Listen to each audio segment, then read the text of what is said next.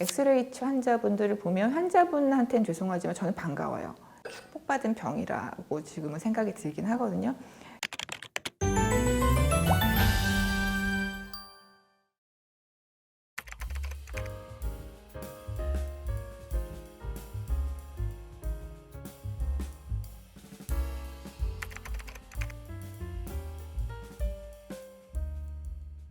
실제로 기존 치료제보다 효과가 좋은 것으로 알려지다 보니까 XLH 환자와 보호자들의 관심도 높은데요. 그래서 궁금증을 한번 모아봤습니다. 먼저 크리스비타로 치료하면 뼈의 기형도 완화될 수 있나요? 뼈의 기형이 생길 여지가 없어지죠. 뼈의 기형이 생기기 전에 사용을 하기 시작하면. 그리고 어린이들이 뼈의 기형이 생기는 이유는 자라는 동안에 재료가 충분하지 않기 때문이기 때문에 뼈의 변형이 생겼던 친구들도 조금씩 좋아집니다. 성인이 돼서는 뼈가 변형이 되기보다는 뼈가 말랑말랑해지는 골연화증이 생기거든요.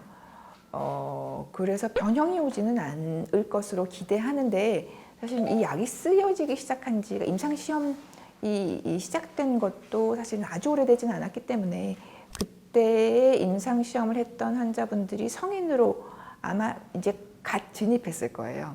그래서 조금 관찰해봐야 하는 문제라고 생각이 되지만 알려진 바로 그러니까 저희가 예상하기로는 골 변형이 더 생기진 않을 겁니다. 실제로 크리스비타 치료를 3년 동안 진행한 환아의 경우 치료가 끝난 후 인해 수치가 다시 떨어졌다고 합니다.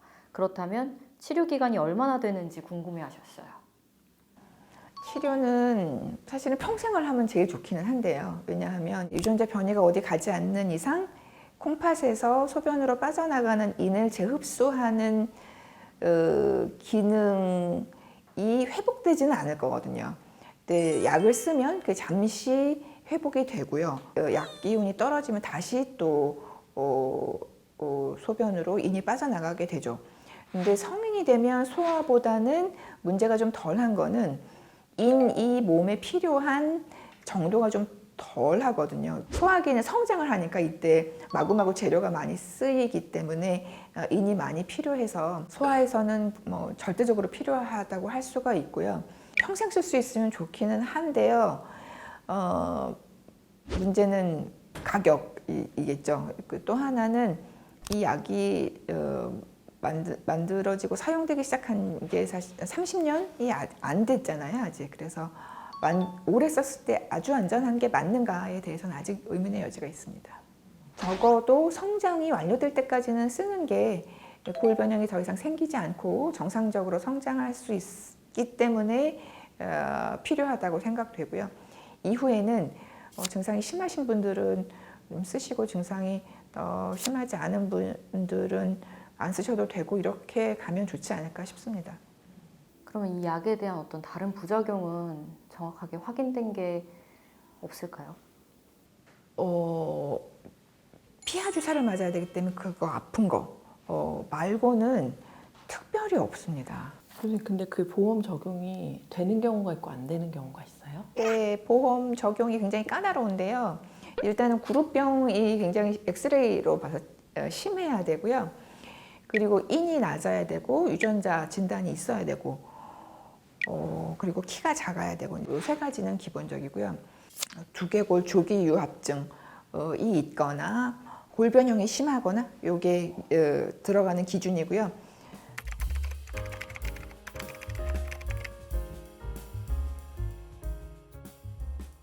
나이가 뭐 18세 이상이거나 아니면 성숙도가 이제 거의 성인에 해당하거나 이제 뼈 연령이 이제 그 성장판이 닫히거나 이런 경우 쓸 수 없고 그리고 성장 호르몬을 이전에 1년 안에 썼던 환자도 쓸 수 없게 되어 있습니다.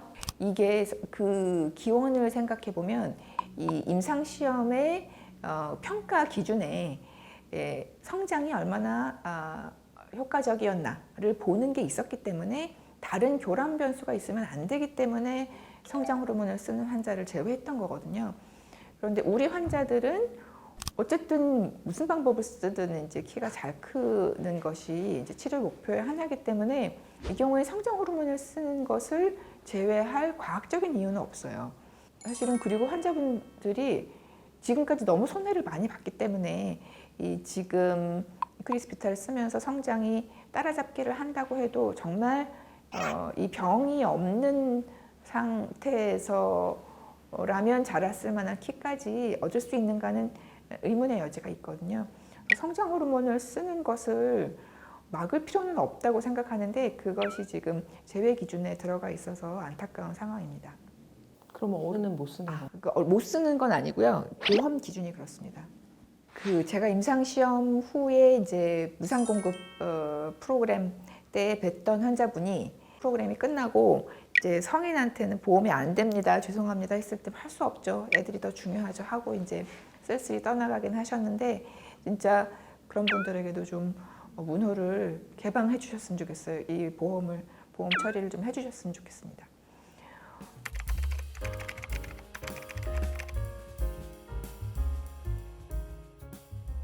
해당 연령 환자분들 중에 한 40% 정도인 것 같아요.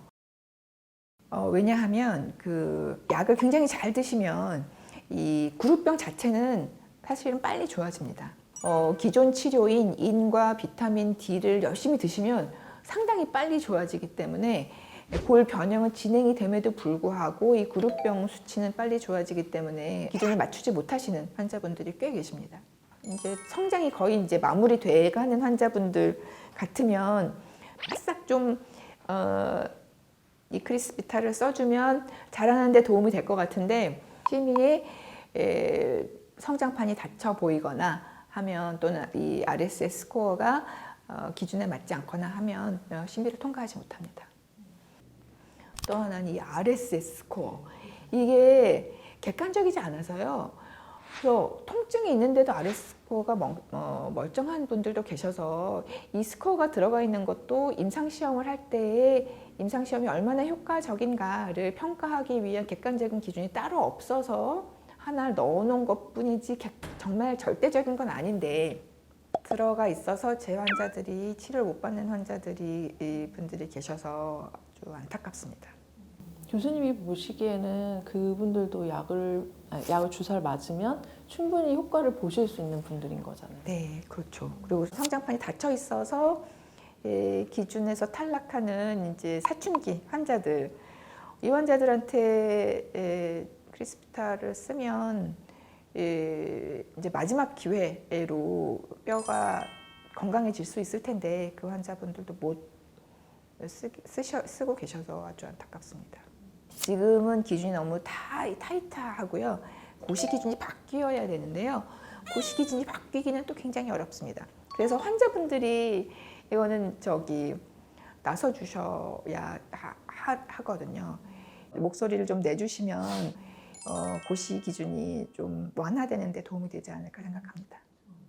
일상생활에서 환자들이 실천하면 좋은 생활 습관이 있다면 추천 부탁드립니다. 뼈가 튼튼해야 되잖아요. 뼈가 튼튼하려면 이렇게 그 체중을 싣고 걸어 다녀야 되거든요. 근데 크리스피타의 그 부작용 중에 알려진 것 중에 이제 뼈가 아프다는 이야기가 있습니다. 근데 이게 뼈가 아픈 게 그 성장통인지 또는 약의 정말 부작용인지 사실은 잘 모르거든요. 그런데 네, 어쨌든 한동안 아픈 경우가 있고요. 그래서 크리스피타를 맞지 않으시는 분들 같으면 정말 아프시거든요. 그리고 이제 에너지가 떨어지니까 잘 걷게 되지 않고 그러면 재료가 워낙 부족한데 잘 걷지 않으니까 잘 만들어지지 않고 하는 문제가 있어서 많이 걸어 다니고 많이 운동하십사 하는 게 제가 드리고 싶은 당부입니다. 아파도 좀 참으시고 걸어 다니시라고. 걷기가 제일 추천하시는 운동일까요? 모든 운동이 사실은 그 권고되고요. 하지만 이제 체중을 실을 수 있는 운동이 더 좋기는 합니다. 가정에서 이렇게 통증을 좀 빠르게 완화시킬 수 있는 방법이 있을까요? 족욕, 반신욕이 조금 도움이 되기는 한다고 하고요. 근데 심할 때는 타이레놀 진통제 드셔야죠. 교수님이 환자들 만나면서 느끼신 XLH가 어떤 병인지 좀. XLH는 말하자면 그 특효약이 있기 때문에 축복받은 병이라고 지금은 생각이 들긴 하거든요.